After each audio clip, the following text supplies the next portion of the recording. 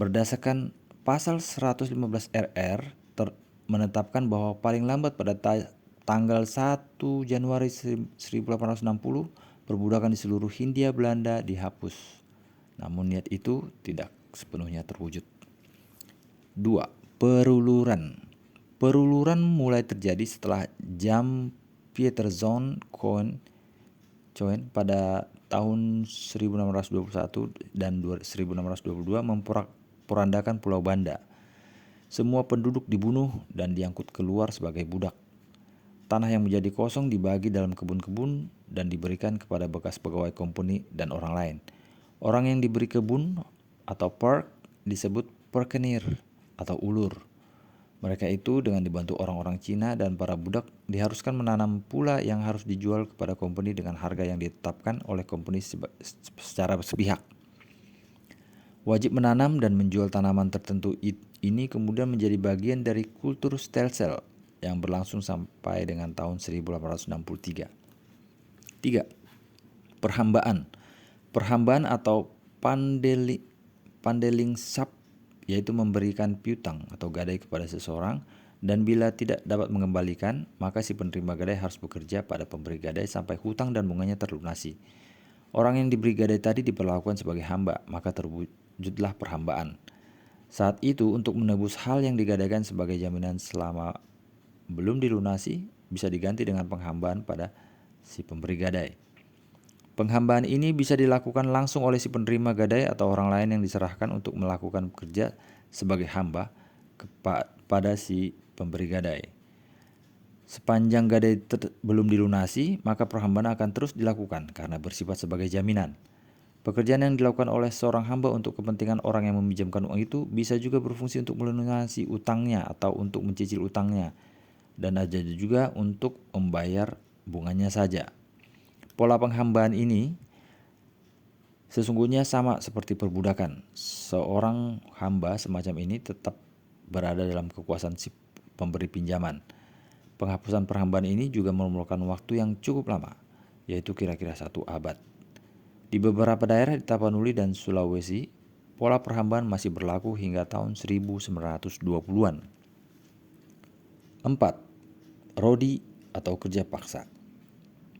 Kerja paksa atau rodi mula-mula bentuknya adalah melakukan pekerjaan secara bersama-sama antara budak-budak atau anggota masyarakat desa. Namun karena berbagai alasan dan keadaan, kerjasama tersebut berubah menjadi kerja paksa untuk kepentingan seseorang dengan menerima upah.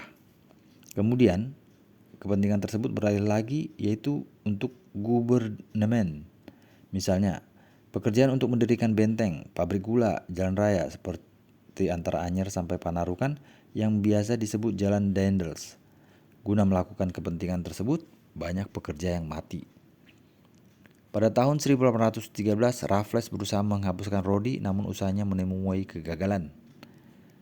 Setelah Indonesia dikembalikan pada Netherlands, kerja rodi bahkan makin diperhebat dan digolongkan menjadi beberapa kelompok, yakni rodi gubernemen, yakni budak bekerja pada pemerintah Hindia Belanda tanpa bayaran. Rodi perorangan, yakni budak yang bekerja pada pembesar-pembesar Belanda atau raja-raja di Indonesia. Rodi desa untuk pekerjaan di desa. Proses hapusnya rodi ini memakan waktu yang lama dan pada tahun 1938 rodi baru dapat dihapuskan. Kerja rodi ini sesungguhnya bertentangan dengan ketentuan Stadtbald nomor 10 tahun 1819 yang sesungguhnya sudah mengatur masalah hubungan kerja. Syarat-syarat kerja waktu itu menetapkan setiap perjanjian kerja harus dibuat secara tertulis dan harus didaftar di kantor keresidenan. B. Pendaftaran baru akan diterima apabila ternyata dalam perjanjian kerja tersebut tidak terdapat unsur-unsur paksaan, ancaman pemerasan, dan lain sebagainya, dan dengan demikian berarti semua persyaratan kerja harus mempunyai kelayakan. C. Pengawasan terhadap pelaksanaan perjanjian kerja itu harus dilakukan oleh residen dan para pengawas pajak, terutama mengenai atau untuk mencegah timbulnya tindak-tindakan yang bertentangan dengan perjanjian-perjanjian kerja tersebut. D. Jangka waktu perjanjian paling lama 5 tahun. Perusahaan-perusahaan perkebunan yang ada pada waktu itu sulit untuk mendapatkan buruh disebabkan adanya kerja rodi. Maka pemerintah terpaksa mencabut peraturan di atas dan menggantikannya sebagai Stadtbald 1838. Berdasarkan peraturan ini, pengusaha diberikan kekuasaan untuk mengadakan perjanjian kerja dengan penguasa kepala desa. Para kepala desa diberikan hak untuk mengerahkan penduduk agar mau bekerja di perusahaan-perusahaan perkebunan. 5. Punale Sanksi. Punale Sanksi merupakan perkembangan kerja rodi untuk gubernemen.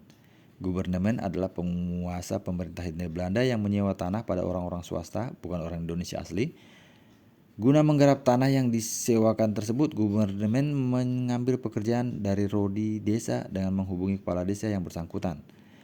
Pekerja dipekerjakan pada tanah yang disewakan. Mereka dikontrak selama 5 tahun dengan kontrak kerja secara tertulis. Perjanjian kontrak tersebut memuat tentang A. Besarnya upah, B. Besarnya uang makan, C. Perumahan, D. Macamnya pekerjaan, E. Penetapan hari kerja. Penetapan hari kerja diatur agar supaya orang yang dipekerjakan pada tanah-tanah swasta mempunyai kesempatan untuk mengerjakan sawahnya. Pada tahun 1870 lahirlah Agarich Wet yang mendorong tumbuhnya perkebunan-perkebunan besar seperti perkebunan karet, tembakau, cengkeh, dan sebagainya. Sehubungan dengan tumbuhnya perkebunan-perkebunan tersebut, masalah perburuan menjadi semakin penting karena semakin banyak buruh yang dipekerjakan. Namun, juga ada yang menolak untuk dikirim ke perkebunan di Sumatera Timur yang ditanami tembakau. Orang yang menolak untuk dipekerjakan di perkebunan dipidana dengan hukuman badan yang disebut dengan Punale Sanksi. Kejadian tersebut mendapat pertentangan dari Parlemen Belanda di Nederland dengan pernyataannya sebagai berikut. Kalau buruh di Indonesia menyalahi perjanjian atau melakukan kesalahan, maka tidak seharusnya dipidana dengan pidana yang mengarah pada hukuman badan, khususnya di daerah Sumatera Timur. Perjanjian ini kemudian diwujudkan dengan dikeluarkannya Kuli Ordonanti pada tahun 1880, yaitu peraturan yang digunakan untuk buruh jangan sampai diberi pidana yang mengarah pada pidana badan. Maka ketentuan Punale Sanksi berubah, yakni apabila pekerja karena meninggalkan atau menolak melakukan pekerjaan tanpa alasan yang dapat diterima dengan pidana denda Rp16 hingga Rp25 atau dengan kerja paksa selama 7 hari hingga 12 hari. Pada tahun 1930 keadaan buruh di Sumatera Timur tambah buruk karena ada pemerasan, penganiayaan, dan penyalahgunaan wewenang yang dilakukan penguasa. Kemudian pada tahun 1904 diadakan atau dibentuk instansi pengawasan perbudakan, Arbeitsinspektie. Baru pada tanggal 1 Januari 1942, Punale Sanksi lenyap dari dunia perburuan di perkebunan Indonesia. Rangkuman. Masalah pokok perburuan sebelum era kemerdekaan adalah masalah perbudakan, perhambaan, peruluran, Punale Sanksi, dan kerja rodi. Zaman perbudakan adalah zaman di mana orang melakukan pekerjaan di bawah pimpinan orang lain. Ciri yang menonjol adalah buruh atau tenaga kerja tidak mempunyai hak apapun, bahkan hak atas hidupnya juga ditentukan oleh tuannya. Mengenai perbudakan ini menggugah Sir Thomas Stamford Raffles, Gubernur Jenderal Inggris tahun 1811 hingga 1816, masih mendirikan The Java Benevolent Institution pada tahun 1816. Lembaga ini bertujuan untuk menghapuskan perbudakan. Maksud baik Raffles ini ditentang oleh pemilik budak yang berpendirian bahwa penghapusan perbudakan merupakan pelanggaran terhadap hak para pemilik budak. Pendapat ini dapat mengesampingkan pendapat pihak lain yang berbunyi perbudakan adalah kezaliman yang besar terhadap kemanusiaan, merendahkan manusia menjadi barang milik. Setelah Indonesia kembali diserahkan kepada Belanda, usaha penghapusan perbudakan yang dirintis oleh Raffles itu mendapat perhatian dari pemerintah Hindia Belanda. Produknya berupa Stadtbald 1817 nomor 42 yang berisikan larangan untuk memasukkan budak-budak ke Pulau Jawa, dan tahun 1818 ditetapkan pula Undang-Undang Dasar Hindia Belanda, yaitu Regeling Reglement atau RR 1818. Berdasarkan pasal 115 RR menetapkan bahwa paling lambat pada tahun 1 Januari 1860 perbudakan di seluruh Hindia Belanda dihapus. Namun niat baik itu tidak sepenuhnya terwujud. Selain perbudakan juga dikenal istilah peruluran dan perhambaan. Peruluran mulai terjadi setelah jam Peter John Cohen pada tahun 1621 dan 1622 memporak-porandakan Pulau Banda. Semua penduduk dibunuh, diangkut keluar sebagai budak. Tanah yang menjadi kosong dibagi dalam kebun-kebun dan diberikan kepada pegawai bekas company dan orang lain. Orang yang diberi kebun atau perk disebut perkenir atau ulur. Mereka itu dengan dibantu oleh orang-orang Cina dan para budak diharuskan menanam pala yang harus dijual kepada company dengan harga yang ditetapkan oleh company secara sepihak. Wajib menanam dan menjual tanaman tertentu itu kemudian menjadi bagian dari kultur stelsel yang berlangsung sampai dengan tahun 1863. Sementara itu, perhambaan Pandelingskap, yakni ketentuan mengenai piutang atau gadai pada seorang. Bila tidak mengembalikan, maka si penerima gadai harus bekerja pada pemberi gadai sampai hutang dan bunganya terlunasi. Orang yang diberi gadai tadi diperlakukan sebagai hamba, maka terwujudlah perhambaan. Perhambaan ini bisa dilangsungkan atau bisa dilakukan langsung oleh si penerima gadai atau orang lain yang diserahkan untuk melakukan kerja sebagai hamba pada si pemberi gadai. Sepanjang gadai belum dilunasi, maka perhambaan akan terus dilakukan karena bersifat sebagai jaminan. Pola perhambaan ini sesungguhnya sama dengan perbudakan. Seorang hamba semacam ini tetap berada dalam kekuasaan pemberi pinjaman. Penghapusan penghambaan ini juga memerlukan waktu yang cukup lama, yaitu kira-kira 1 abad. Di beberapa daerah di Tapanuli dan Sulawesi, pola perhambaan masih berlaku hingga tahun 1920-an. Berikutnya adalah kerja paksa dan rodi. Pada mulanya kerja paksa untuk kepentingan seseorang untuk menerima upah. Kemudian kepentingan tersebut beralih lagi yakni untuk gubernemen, misalnya pekerjaan untuk mendirikan benteng, pabrik gula, dan jalan raya. Seperti antara Anyer dan Panarukan, antara Anyer sampai Panarukan yang biasa disebut Jalan Daendels.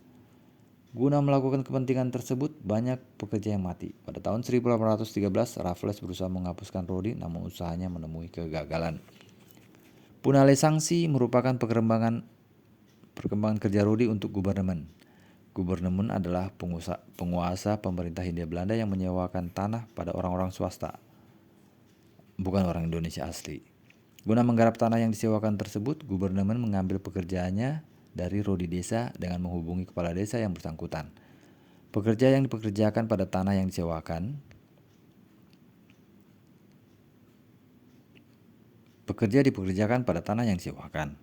Mereka dikontrak selama 5 tahun dengan kontrak kerja secara tertulis. Pada tahun 1870 lahirlah Agarische Wet yang mendorong tumbuhnya perkebunan besar seperti perkebunan karet, tembakau, cengkeh, dan sebagainya. Sehubungan dengan tumbuhnya perkebunan tersebut, masalah perburuan menjadi semakin penting karena semakin banyak buruh yang dipekerjakan. Namun juga ada yang menolak untuk dikirim ke perkebunan di Sumatera Timur yang ditanami tembakau. Orang yang menolak untuk dipekerjakan di perkebunan dipidana dengan hukuman badan yang disebut dengan punale sanksi.